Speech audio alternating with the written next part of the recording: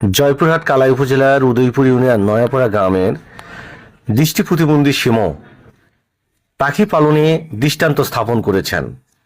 শিমু পাখি পালন থেকে প্রত্যেক মাসে আয় করেন 15 থেকে 20,000 টাকা।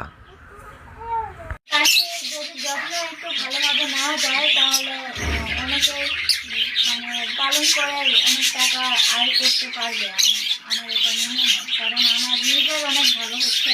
ওনারা যদি পালন করে তো খুব ভালো হবে। আর পরিষ্কার পরিচ্ছন্ন একটু রাখতে হয়, যত্ন নিতে হয়।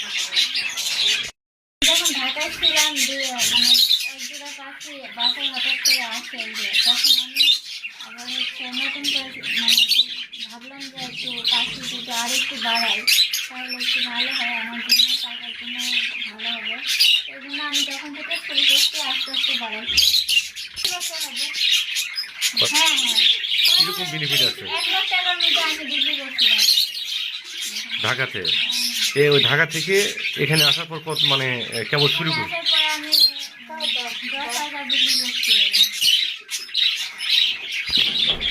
রোগবালাই রোগবালাই খুব একটা হয় না, যদি একটু ঠান্ডা লাগে। ঠান্ডা লাগলে আমি যে মানুষের জ্বরের গরুটা আছে ওটা একটু পানির সাথে গোলায় খাওয়াই ভালো হয়ে যায়। মাসে মাসে হচ্ছে প্রায় 500-700 এরকম খরচা হয় খাদ্য।